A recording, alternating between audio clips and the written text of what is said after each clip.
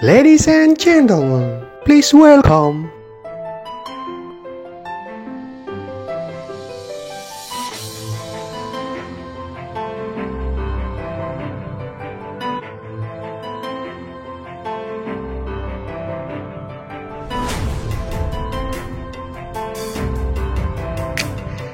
Kali ini kita akan membahas alur cerita film yang berjudul The Irishman yang rilis pada tahun 2019 kemarin.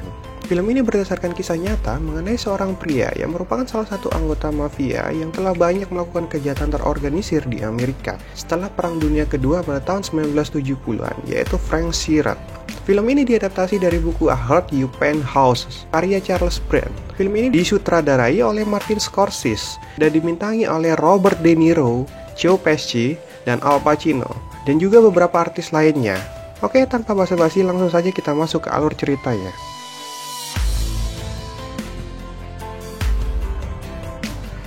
Kisah hidup Frank dimulai ketika ia masih bekerja sebagai pengantar daging sapi terbaik di Philadelphia yang berhenti dikarenakan sebuah kasus yang menimpanya sehingga nyaris masuk penjara dan ditolong oleh seorang pengacara dari anggota keluarga Bufalino yang ternyata merupakan keluarga mafia bengis yang mengendalikan keseluruhan aktivitas kejahatan yang terorganisir. Perubahan hidup Frank dimulai ketika mobilnya mogok saat perjalanan dan berhenti di pom bensin untuk memperbaikinya. Ketika sedang memperbaikinya, tiba-tiba ia dihampiri seorang pria tua yang ingin membantunya memperbaiki mobil. Pada saat itu, Frank tidak menyadari kalau pria tersebut itu merupakan anggota dari keluarga Bufalino dan juga pelaku utama dalam mengorganisir tindak kejahatan mafia, yaitu yang bernama Russell Bufalino. Frank hanya mengira pria tersebut hanyalah pemilik pom bensin yang ia singgahi. Pada sebuah klub malam, saat Frank sedang mengobrol dengan temannya yang memberitahukan bahwa ada seorang pria yang ingin membayar mahal untuk membeli daging yang ia jual, yaitu yang bernama Skinny Razor. Salah, yang ini yang benar. Yang ternyata juga salah satu kolega dari keluarga Bufalino. Keesokan harinya, saat Frank ingin mengantarkan daging, ia kaget saat membuka pintu belakang bagasi truk yang biasanya berisikan daging untuk diantar ternyata kosong. Dan menganggap bahwa itu bukan kesalahannya dan ia hanya bertugas sebagai pengantar saja. Frank pun dituduh mencuri daging-daging yang hilang tersebut dan dianggap bekerja sama dengan orang lain untuk mencurinya. Dan perusahaan daging tersebut itu memperkarakan kasus tersebut di persidangan. Frank pun mencari pengacara untuk membelanya di persidangan yang dapat menolongnya keluar dari kasus tersebut. Yang ternyata identitas dari sang pengacara itu merupakan anggota keluarga mafia dari Bufalino. Pengacara itu pun memberikan beberapa pertanyaan kepada Frank terkait kasusnya. Dan Frank tetap mengatakan bahwa dia tidak bersalah dan dia berkata bahwa ia mendedikasikan hidupnya untuk selalu bekerja keras dan jujur bekerja di perusahaan tersebut. Setelah mendengar jawaban dan bentuk sikap Frank yang ia tunjukkan, pengacara itu pun kagum dengan kepribadian Frank dan yakin bahwa Frank dapat keluar dari kasus tersebut. Pada saat persidangan, pengacara itu pun memberikan statementnya kepada hakim bahwa Frank tidak bersalah. Dan ia hanya melanggar aturan serikat saja. Dan ia lakukan itu karena ingin membantu pekerjaan temannya. Hakim pun memutuskan bahwa Frank tidak bersalah karena pihak penggugat tidak memiliki bukti kuat. Tak lama setelah statement-statement yang telah dilontarkan pada saat persidangan, dan hakim pun memutuskan bahwa Frank tidak bersalah. Frank pun merasa tidak percaya bahwa bisa memenangkan persidangan tersebut. Ia awalnya mengira bahwa ia tidak akan bisa lolos dari tuduhan yang ia dapatkan. Tetapi ternyata semuanya berjalan mulus akibat campur tangan dari pihak keluarga Bufalino. Sejak saat itu pun Frank merasa berhutang budi kepada keluarga Bufalino dan ingin mendedikasikan hidupnya bekerja dengan keluarga Bufalino. Pada saat malam hari, ketika Frank dan pengacaranya ingin pergi makan malam di sebuah restoran, Frank pun dikenalkan pada salah satu anggota keluarga Bufalino yang tak asing baginya. Dan ternyata seorang yang dikenalkan tersebut adalah pria tua yang pernah ia temui di pom bensin pada saat itu. Frank pun akhirnya mengetahui identitas pria tersebut yang merupakan sepupu dari pengacaranya, sekaligus otak dari semua aktivitas kejahatan mafia yang terorganisir. Itu semua pasti terkait dengan Russell Bufalino, mulai dari persoalan kenaikan jabatan, menyuap hakim, penyelundupan senjata ilegal, perselisihan bisnis, sampai bahkan membunuh seseorang itu harus melalui izin terlebih dahulu. Sejak Frank mengenal Russell, kehidupan dan sikap Frank terbalik 180 derajat. Yang awalnya hanya orang biasa dan kalem, menjadi seorang anggota mafia yang kejam dan bahkan sampai menjadi seorang pembunuh bayaran. Frank pun mulai mendapatkan tugas kecil sebagai mafia dari bawah, yaitu mengawasi penagihan keamanan bisnis di daerah yang dikuasai oleh para kolega mafia Russell, yaitu Razor. Dan apabila tidak berjalan mulus, Frank pun tidak akan segan-segan untuk menghajar atau membunuh orang-orang yang tidak ingin membayar uang keamanan. Saat Frank pulang di rumah, ia mendapati putrinya termenung dan menanyakan pada istrinya ada apa dengan putrinya. Istrinya pun menjawab bahwa putrinya tak sengaja menjatuhkan barang di sebuah toko dan membuatnya berantakan. Dan berakhir putrinya dibentak dan didorong sampai jatuh oleh sang pemilik toko. Frank pun tak terima atas perlakuan tersebut dan menghampiri toko tersebut. Sesampainya di toko, tanpa berbasa-basi, Frank pun memukul dengan kejam pemilik toko tersebut sampai terkapar. Dan bahkan sampai mematahkan tangan si pemilik toko itu. Keesokan harinya, saat Frank dimintai bantuan oleh Whisper di Tullio untuk mengurus sebuah bisnis rumah penatu yang mengganggu bisnisnya, saat itu Frank ditawari $10.000 untuk mengebom tempat tersebut sampai rata dengan tanah. Akan tetapi, Frank tidak menyadari bahwa tempat yang akan ia bom itu adalah sebagian milik anggota mafia di daerah Philadelphia sampai Atlantic City, yaitu yang bernama Angelo Bruno, dan juga sebagian milik mafia Yahudi. Frank baru menyadarinya ketika ia dipanggil untuk menemui Angelo, menceritakan siapa pemilik tempat yang akan Frank bom.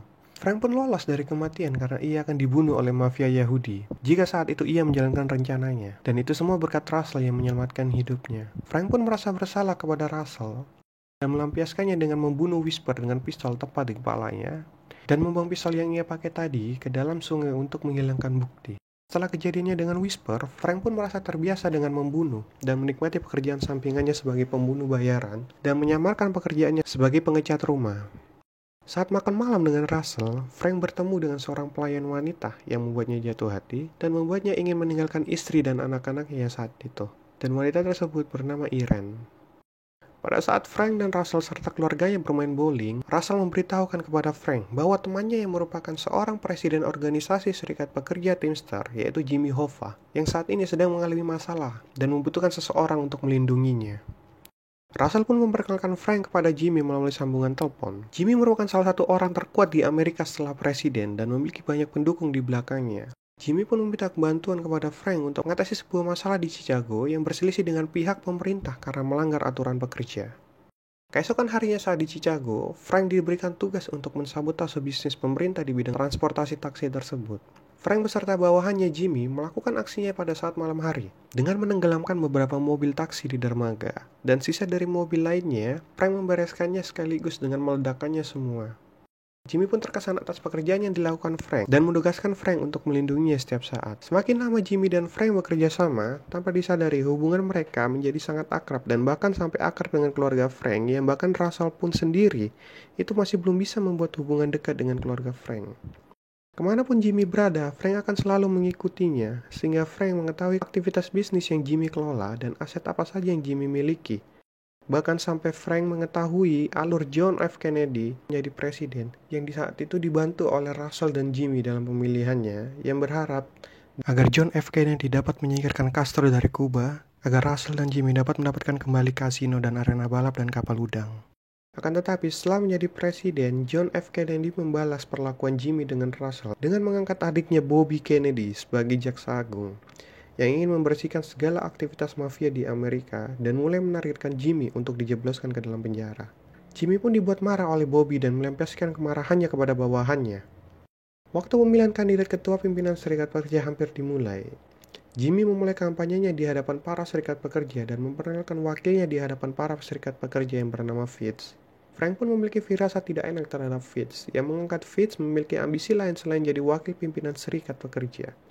Tetapi Jimmy tidak ingin memikirkannya. Jimmy hanya mencemaskan saingannya, yaitu Tony Pro, yang memulai kampanyenya juga dan mencari pendukung untuk pemilihannya.